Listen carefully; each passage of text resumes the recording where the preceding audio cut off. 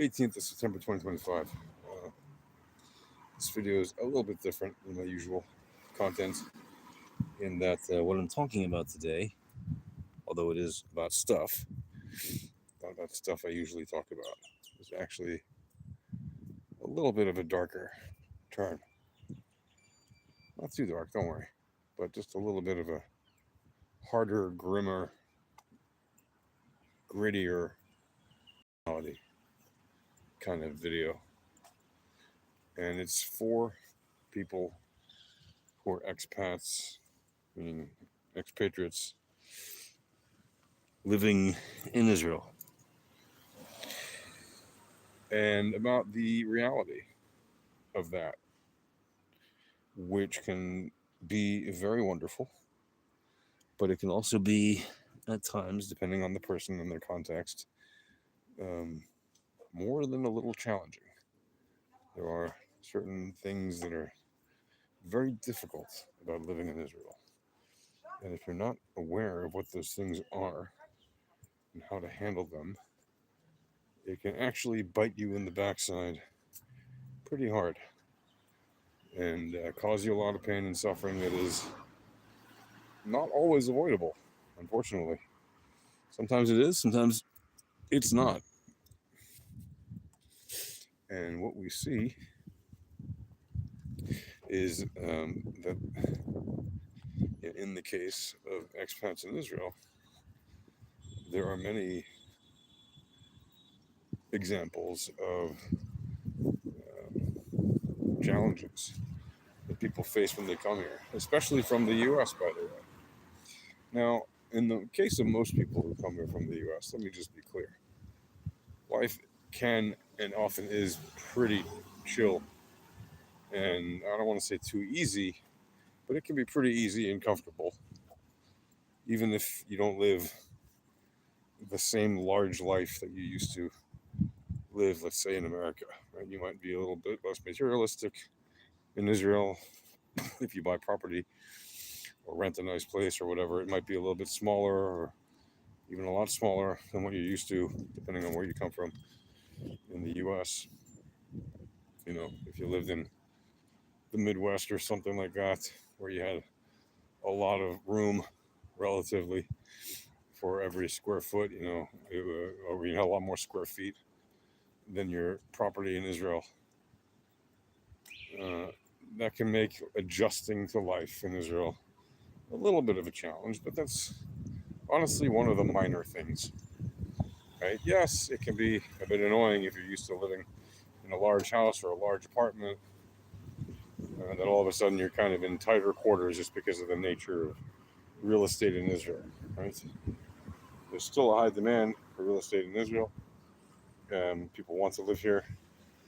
People are paying a lot in rent to live here. But and the places are smaller than they are in the US, generally speaking, because of the very simple fact that there is very limited room compared to like the US. And in Israel, the rent is about as expensive. It depends where you're living, but let's just say in the highest market value, not in the average. In the highest market, the most expensive market, there is basically an average price of rental that's the highest in the world, actually. Like if you actually compare the amount of money you pay per square foot in Tel Aviv, it's actually as much or higher than anywhere else on earth, including places like London and Tokyo and Paris, which are also extremely high, and New York even. So yes, Tel Aviv unfortunately has that particular aspect to it. It's unfortunate if you're renting. It's great if you're an owner and you're renting out your place. Then you're making a lot of money renting out your property in Tel Aviv. But if you don't own a property in Tel Aviv, then and you have to rent it, well then you have to pay a lot of money to rent that place. Now, of course, there are many ways to acquire property in Israel, and so lots of real estate agents, whatever, lots of listings on different websites. There's no shortage of ways. And of course, word of mouth is a big deal. Very often there are places like the local falafel shop owner knows all the inside connections because everybody tells him, like that kind of thing. There are still places where it's like that. But there are other things that are more significant problems for people living in Israel who are expats. So, for example, let's say you don't own a house or an apartment and you are renting someplace, and whatever happens, you lose money, you lose your job. Who knows what happens? Things happen. You lose your job. You end up unemployed in Israel. You're working for an Israeli company or an overseas company or whatever your situation might be. And all of a sudden, you're without one. In a country that theoretically has a very low unemployment rate. Well, what happens is what if you're in a job that requires you to be not older than a certain age, not because you don't have the skills after a certain age, but just because the average in the industry is that they don't hire people after a certain age. Okay? This happens to be the case for a lot of people. There's a lot of different industries where even though your age does not disqualify you, the professionals, for example, in the HR field, won't even look at your resume if you're above 35 or 40 or 45 or 50 or 55. They won't even look at you. 60, no. Even though you still have many years left of work ahead of you that you can do, they won't even interview you. And this can go on for years. You might be fully qualified at what you do. You might have done it for decades. And then you get no help. So what do? Well, you can either decide to try to freelance something, but that's not a guarantee, obviously, and you need to be able to sell something. So you need to be able to have a product or a service that you can actually sell, which sounds easy and obvious, but it isn't. And it's especially not easy or obvious in many of the industries and vertical niches that are being sort of not replaced by, but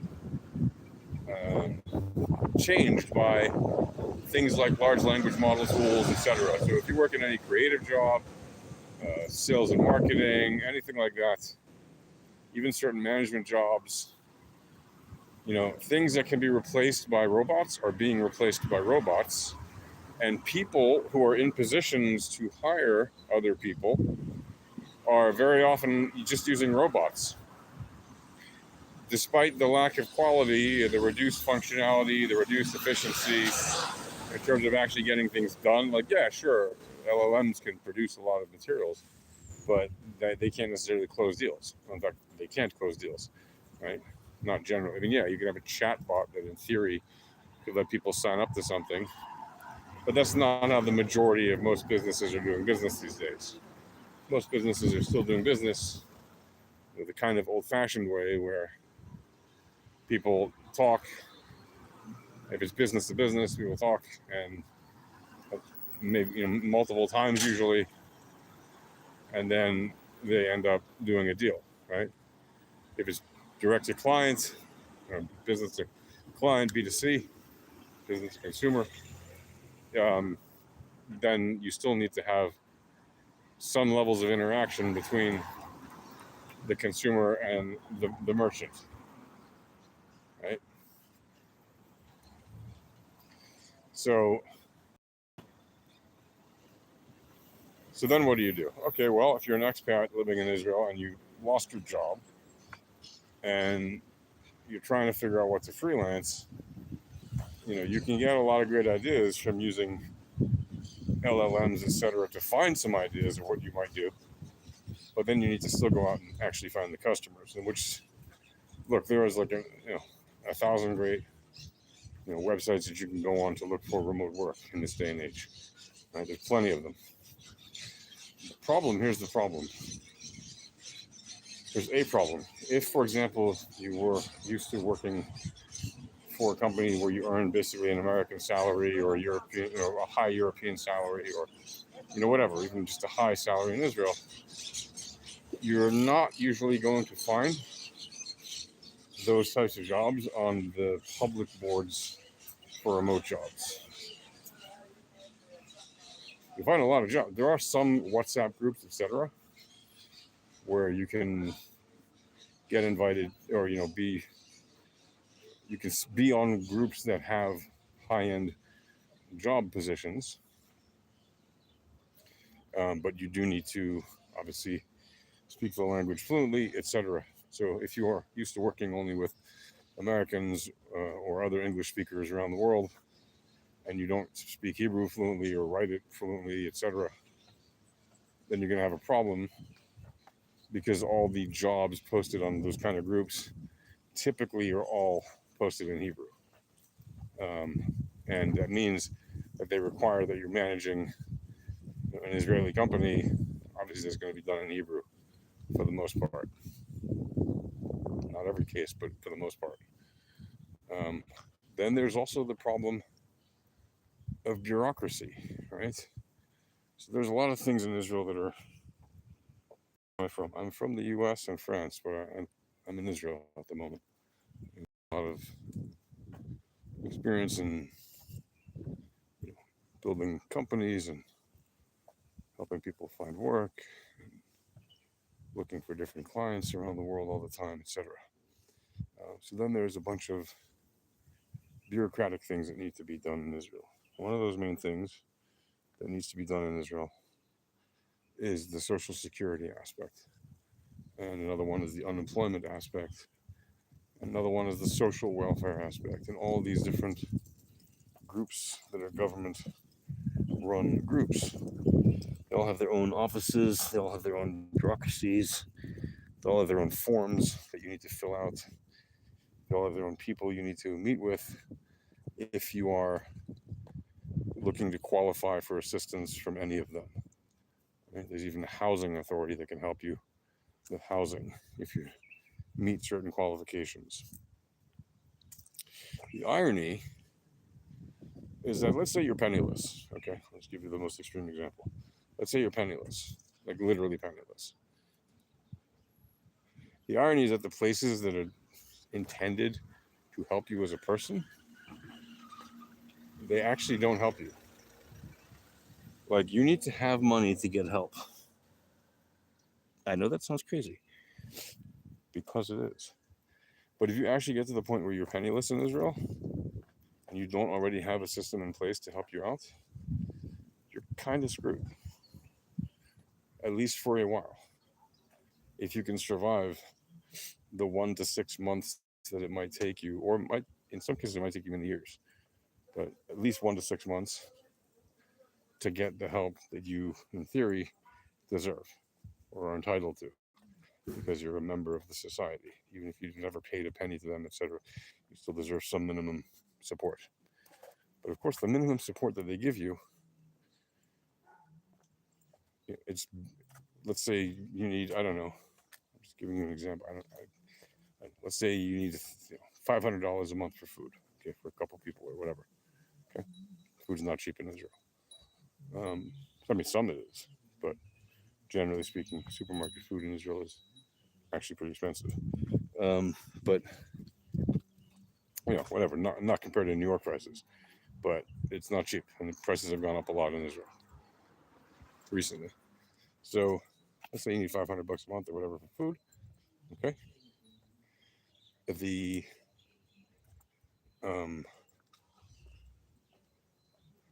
assistance that you might get from any of these organizations won't even cover that. Okay, the assistance you might get for your rent won't cover your rent. The assistance that you might get from unemployment or whatever in general won't cover your basic needs. So any assistance they're giving you is just partial assistance. In other words, you still need to find a way to generate cash flow and revenues, income, basically, even if you have not a penny. which can make it very challenging for people. And there are no organizations that you can easily turn to that are in like every location. Different cities have different charitable organizations. Sometimes some don't have any. Actually, probably most don't actually have any. But there's enough of them in bigger cities that people think, oh yeah, in Israel anybody gets help if they need it. The fact is, it's not true. Okay? I know plenty of people in Israel who go hungry in Israel, like the Palestinian Gazan refugees in Gaza right now eat better than these Israelis who are starving in Israel, have no money, have nothing. And some of them are homeless, some of them are, not homeless, but could easily be. Like, it could be that they're in debts in their apartment and that they're being evicted, at some point. Like, there's no shortage of problems. And yes, some of the people in those difficult situations include American expats. Right? Life's not all a cakewalk in Israel. It really depends where you are. Now, is it easier to live, let's say, in the center than in some outer perimeter part of the country? Well, sure, if you live in Tel Aviv or around it, it's quite easy to go to many job interviews, etc., like in person. And it's also easy to apply for a lot of jobs because many of them require, even though they're not legally allowed to, they require that you're near wherever they are so that they know you can get to the office every day because they don't want remote workers in some businesses or in some positions. So it's easier to find work if you live in or near the center than if you live far from it. Why? Because most of the business is done in the center because most people are in the center. The center being Tel Aviv, but also Jerusalem. There's actually a lot of tech companies that are based in Jerusalem. So there's also a lot of work there for people who are looking relative to many other places in the country. But Tel Aviv is really the center of business in Israel. Like, there's no question about that. And what it means is that you need to have all these things in order to make sure that you pass any kind of difficult time as well as you might, right? Because the last thing you want to do is end up, penniless, homeless, starving in a country that, in theory, has social benefits to prevent these things from happening. But the reality is, they don't actually. So if you need like a band-aid, they'll give you like a quarter of a band-aid or a fifth of a band-aid, and they'll tell you, here's your help, good luck. Like, that doesn't help. It's wonderful, thank you, right, for whoever receives that. I'm sure they're grateful for it. But if you need $1 to make it to tomorrow and all you can get is 20 cents, you might not make it till tomorrow. I mean, like, just as an example, right? So you need to have all these things in order. And so one of the things to make sure that you do, right, is that you actually get to know these systems, as annoying as they are, to make sure that you're in the systems. Like, of course, you're in the systems when you have an Israeli ID number, but I mean, to make sure that you're properly registered for all the different things that you might benefit from. And yes, it's annoying to fill out all the paperwork. I get that. And it takes a long time. So the best time to actually do it is when you are employed, right? So that's why when you get a job, they sign you up for all these things, and all your taxes are paid automatically, etc. But that's not enough. You should actually sign up for the other things, like to have at the ready all the other information that you might need if and when you were to suddenly lose your work or whatever. That way, if you do lose a job or if you do lose your clients and you need money, that you're already familiar enough with the system. So, like, you need to get your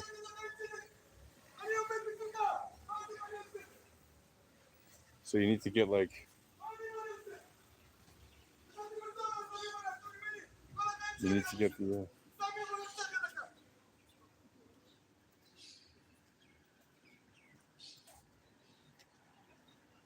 okay.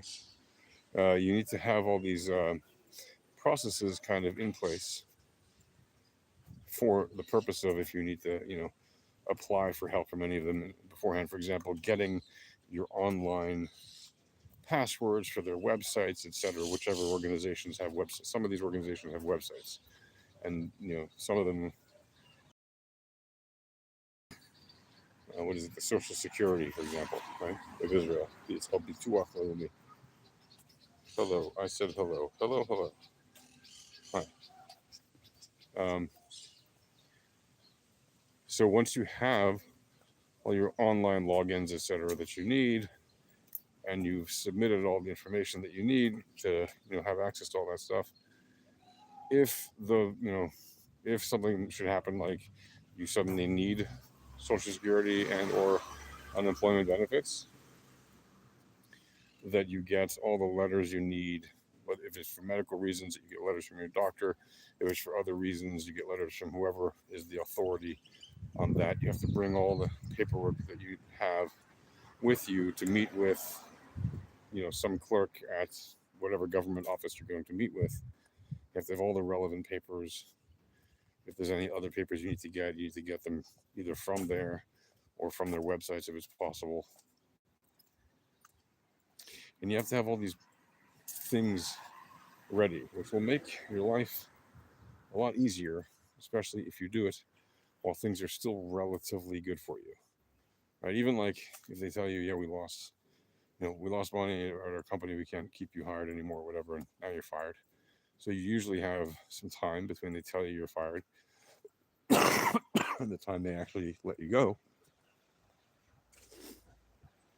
And they have to pay you something like a double salary or whatever for your last, whatever period of time, whether it's a month or what have you.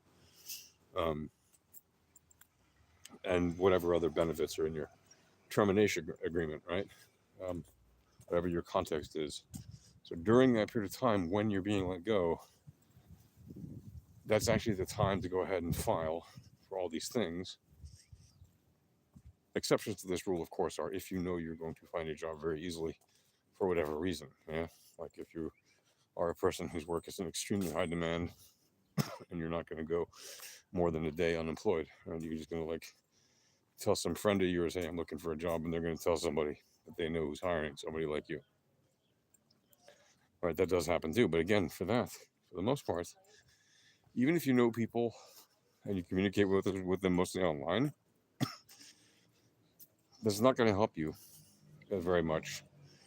Israel is kind of social, so it matters that you're in people's faces a lot. It's very much an in-your-face kind of country. It's not so much a social recluse kind of country. So if you are a social recluse, you have to have your shit together. Like you've got to be independently self-sufficient and not in need of others to be happy living in Israel. Because it is, when it comes to especially work and getting by, yes, there are people who work remotely here. I've worked remotely here forever, since I first got here. Since I first met Aliyah here, I worked remotely here, which is, many years ago at this point. And it's been great. But there are certainly plenty of jobs or clients or whatever that simply cannot be had if you are in a remote location, right? You're not gonna get the interviews, you're not gonna get the meetings, you're not gonna get the job. And it's ironic because Israel is a relatively small state. It's not a big place. It's like New Jersey, so nothing is really far, right? Like everything's within, from the very north end of the country to the very south end of the country, it's like an 8-hour drive if you're not even going that fast. Like you're going the speed limit, or even less. And it doesn't take 8 hours. And most people live in the center, so nothing. So for like 80% of the people, nothing's more than a few hours away, because you can get from the center to the north within 3 to 4 hours, depending on where you're going in the north, like, to the very north of the country, like the Golan and all that. You can make it to the north within an hour from the center. But to the very end of the north, all the way in the Golan, so yeah, 3 4 hours, whatever, depending on how you're traveling. And even faster if you're flying. Right? Same thing if you're in the center and you want to go all the way to the south. It's also 3 4 hours, something like that, maybe 5 hours, depending on which route you take and all that stuff. But there are some very dark truths about living in Israel as an expat that, nobody prepares you for this stuff. Nobody's going to tell you what I'm telling you about this stuff because most people either don't know, it's never part of their reality. They've never met anybody who's gone through something like this, certainly not an expat, because a lot of expats, even most of them, live kind of in the center. The majority of them live in the center somewhere, right? Usually within a stone's throw from the center of Tel Aviv or downtown Jerusalem, someplace like that. Yeah, a lot of them live in the neighborhoods or the suburbs around those places. Sure, but they live and work in those relatively central areas. They're never more than a half hour away by car or bus or train from anywhere they need to go. And many of them live minutes walking distance from wherever they need to go. And so that's why you don't hear a lot of these kind of inside scoops, if you want to call them that, from people who actually live in the real parts of Israel that are outside of the center. Not that the center is not real, but the people that live outside of the center, who appreciate being outside of the center, outside of the teeming masses of people that live in the center, and you want to live in a place that's maybe a little bit quieter, whatever it might be,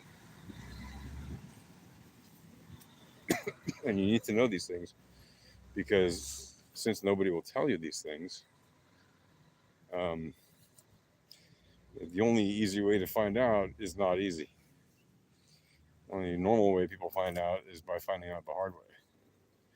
Right? They're out of a job now, they don't know what to do, and they have to suddenly scramble and ask some large language model, hey, what do I do if I'm an expat living in Israel and I don't have any this, that, and the other thing? And then the large language model has to start building out some kind of an answer, but a lot of the times information isn't exactly correct, and you need to know what to ask to get the right information, etc. Very often you're not going to get that from an LLM on the first question, even if you structure your question amazingly, because the LLM isn't very exactly well trained on forms and government sites outside of the US. Yeah, it has some information about it, but it's not great information. The reason it's not great information is because the LLMs are largely trained in English, right? So because they're largely trained in English, so they don't typically have amazing expertise in other language-based sites, other authoritative even government sites, right? They just operate in English for the most part. Yes, you can get them to translate documents, or you can get them to write you answers in whatever language you want, but they're not necessarily expert at providing you information about sites in those other languages. It's just a fact. It'd be nice if they would, but that's not what we're dealing with, right? We have what we have. We don't have what we want. We have what we have. Someday, maybe the LLMs will truly be a global power and truly be a useful tool globally. And regardless of where you live, they'll be able to help you figure out the basics of the information you need, etc. But it could be that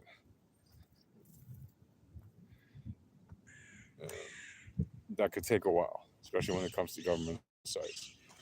Right? In certain countries, government sites might also make it less than simple to get that information for a variety of reasons. Privacy, security, etc. There's a number of reasons that they don't want to just give access to people easily online. I mean, it sounds silly, and it is, but you do have to have limits on what you can allow people to get online, because you don't want people to get access to other people's information easily, for example. Right? You want to keep information private. And equally as importantly, when you have a situation where the LLMs even have given you the useful information, right? You still need to do certain things or get certain things done that an LLM still can't do, and probably will never be able to do, because each location will regulate how LLMs can operate within their location, and or globally even, because it might affect, somebody could hop on a VPN and then try to use the LLM to do something, and if the government doesn't want that thing to happen, they'll just ban it globally, right? So so you still need to know a bunch of different things and do a bunch of different things that are not just easily programmable. So another thing that is not told about living in Israel as an expat, but is very relevant to being an Israeli who is an expat and is looking for growth or anything else like that, is that there are a fair number of organizations, like I said, that do offer help, but you do need to know where they are. And one of the easiest ways to find out about that is because if you ask the government, they won't tell you. They just won't. Or if they do, they'll tell you, like, they'll point you to one or two or three things that are completely useless.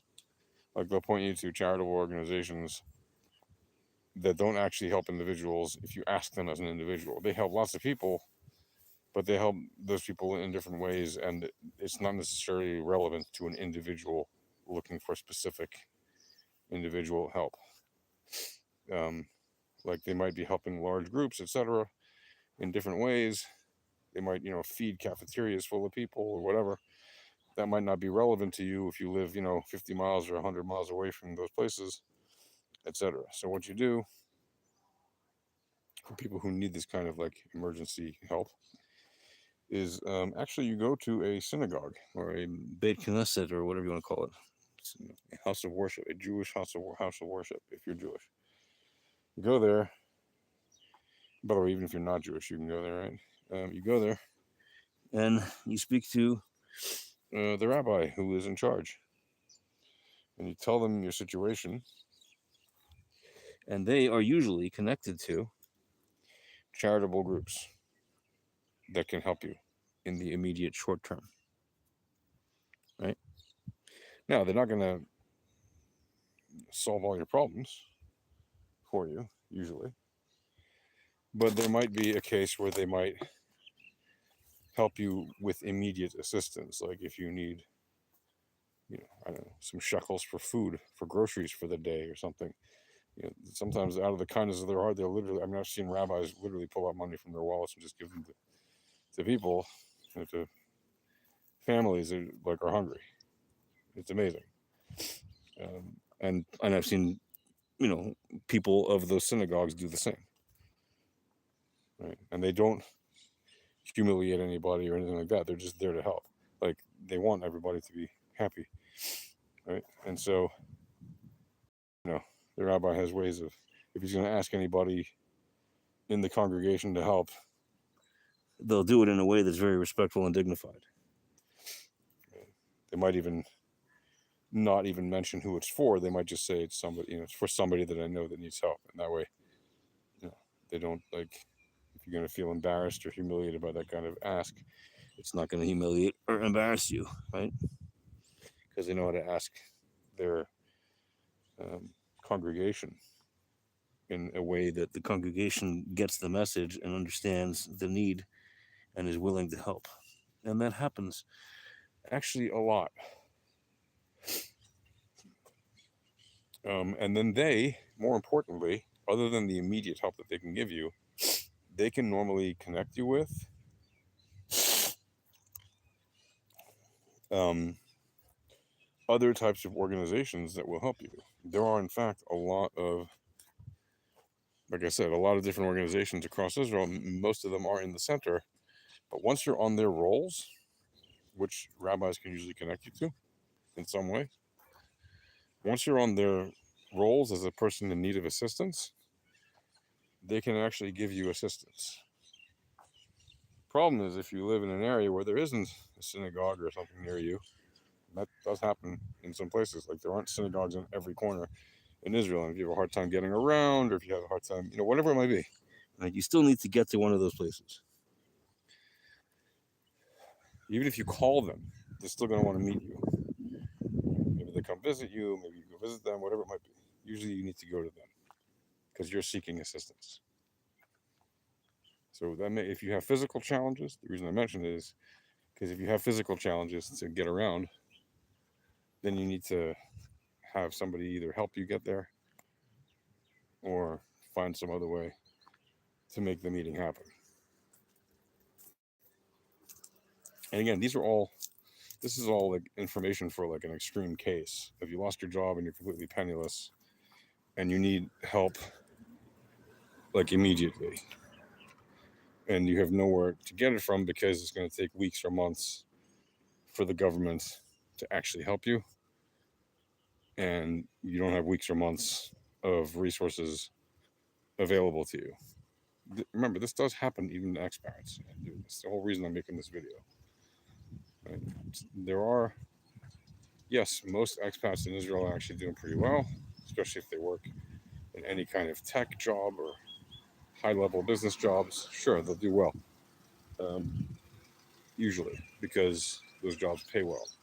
And usually, if you live in or near the center, it's pretty easy to get that kind of work at the moment. Right now, that might be a little bit more difficult in the months and years to come if certain things change, like as in the info I put out earlier today when I explained to you guys, like for example, what's happening between Israel and the EU, that there might be some trade impact because Israel might lose its free trade status with the EU, etc.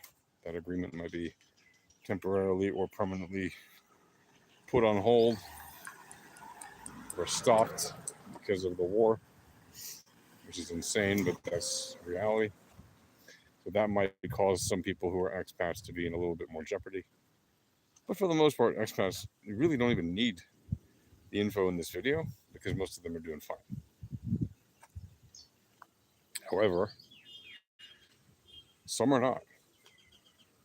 And it also applies to expats from other countries, people who immigrated to Israel from other places, right? And who are expecting that life here is going to be easier than wherever they came from. But it isn't necessarily easier than where they came from, right? And the reason it's not easier than where they came from is because actually where they came from, even though it has a lower salary on average for the same work they do, the cost of living in those other countries will also be lower, and the cost of living in Israel is actually quite high, right? So apart from the rent, groceries are expensive, everything's expensive, electricity is expensive, everything's expensive here. One of the reasons everything's expensive here is because we're kind of isolated. We're an on land mainland island, in the sense that we're surrounded by countries that we can't really trade freely with, like easily. We can't just easily travel to Egypt and Jordan. Yes, we can go there, but it's a process, and there's always risk. More than just like if you're like Belgian and going to France, or you're Spanish and you're going to Portugal, or you're Italian and you're going up to Germany. Like it's not as simple as just crossing the border, because you need to pay for visas and fill out all these documents and make sure, like, it's a whole procedure. Plus, there's just the inherent risk of going to a country where a lot of the people there might not like you, like in very unpleasant ways, and they may want to harm you. So it's not always easy to just visit. Like, yeah, you can technically just go to Egypt or Jordan from Israel, but the process of doing that is, is pretty complicated for what it should be. It should just be you can just go there because we have peace. So there's no reason to not just be able to go there. But that doesn't mean that you can actually just go there. Right? There are actually things holding you back from doing that. And yeah, that's going to be. I'm gonna cut it short here because there are a lot more dark truths about living in Israel as an expat that I want to get into. I just wanted to mostly mention the government-related stuff in this particular